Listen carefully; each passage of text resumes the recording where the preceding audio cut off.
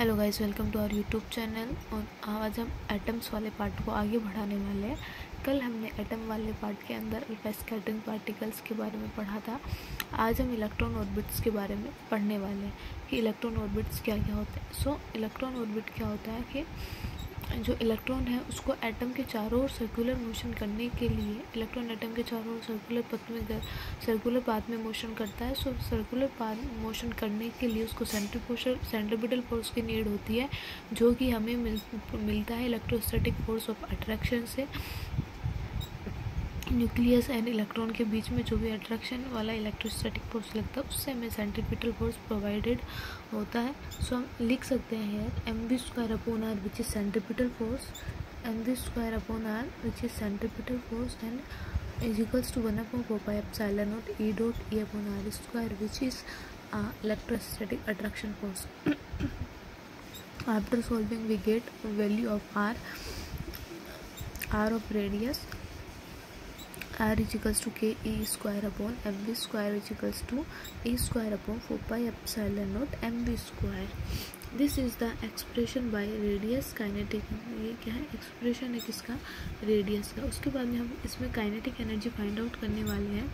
So what is kinetic energy? Kinetic energy is equals to half mv²।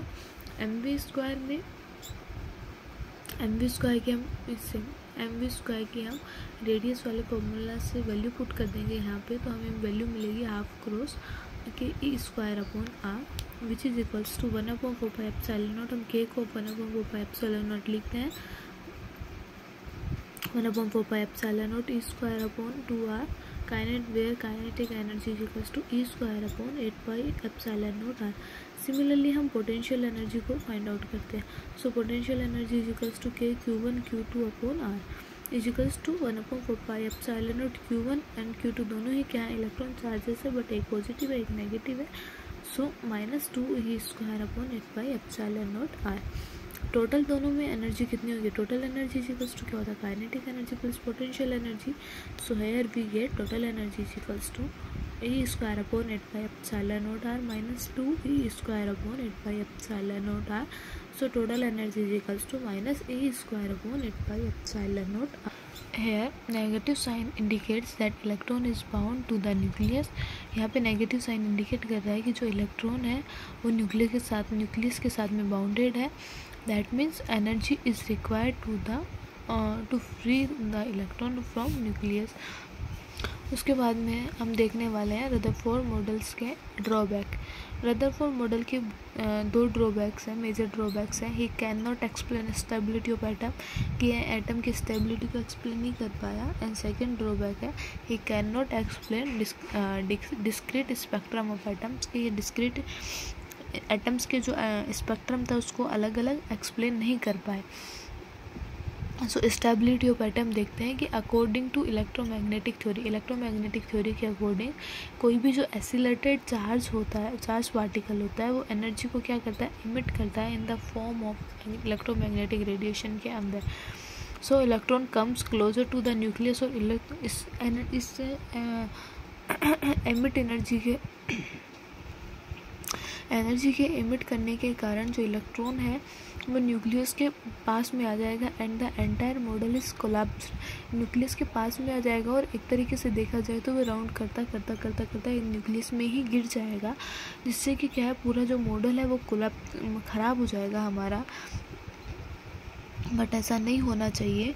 सो उसके बाद में Rutherford का जो ये दो ड्रॉबैक्स थे, उनके बाद में बोर्स ने भी अपना एक मॉडल दिया एटम के लिए। वो जो मॉडल है, बोर्स वाला जो मॉडल है, वो अपने 3 पोस्टुलेट्स पे फॉलो करता है, 3 पोस्टुलेट्स पे डिपेंड करता है, जो कि इस प्रकार है। हम देखते हैं आगे। बोर्स जो फर्स्ट पोस्टुलेट है उसमें है कि जो इलेक्ट्रॉन्स है वो electron can revolve only in certain stable orbits, कि जो इलेक्ट्रॉन है वो कुछ स्टेबल ऑर्बिट्स के अंदर ही चक्कर राउंड लगा सकता है। These orbits have fixed energy. इन ऑर्बिट्स की क्या होती है? फिक्स एनर्जी होती है। And these are called as energy levels, और इनको एनर्जी लेवल्स बोलते हैं, और स्टेशनरी स्टेट भी बोल सकते हैं।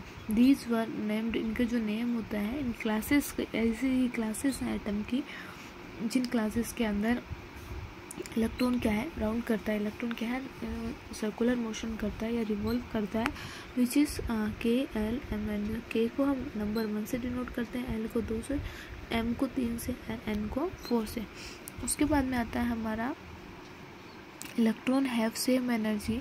इलेक्ट्रॉन क्या करता है, सेम एनर्जी रखता है जैसे कि of the orbit in which it is revolving, कि जिस भी एनर्जी के अंदर ये रिवॉल्व करता है इलेक्ट्रॉन सेम एनर्जी रखता है।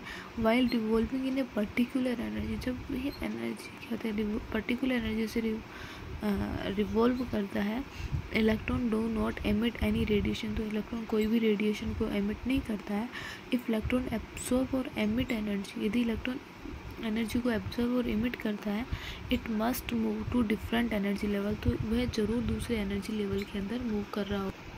बोर्स का सेकंड पोस्टुलेट है कि electron can revolve only in the circular orbits, कि इलेक्ट्रॉन केवल और केवल सर्कुलर ऑर्बिट्स में ही रिवॉल्व कर सकता है।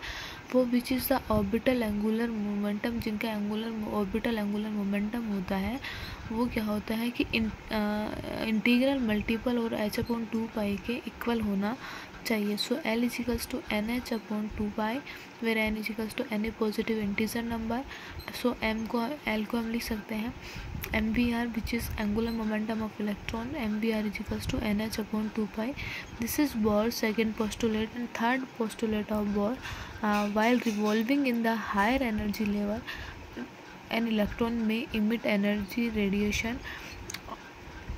जब इलेक्ट्रॉन क्या करता है, हायर एनर्जी लेवल के अंदर रिवॉल्विंग करता है, तो एक इलेक्ट्रॉन एनर्जी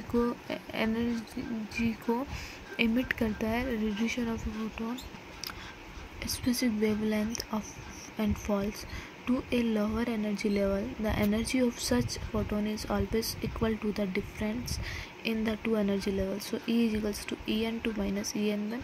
So energy को हम लिख सकते हैं Sc/λ is equals to En2 minus En1. ये हमारा बोर्स का मॉडल ऑफ हाइड्रोजन एटम के लिए, जिसमें 3 पोस्टुलेट्स थे। आगे का पार्ट हम नेक्स्ट वाली वीडियो में देखने वाले हैं। वीडियो पसंद आए तो like and share and subscribe जरूर करना। Thank you so much guys.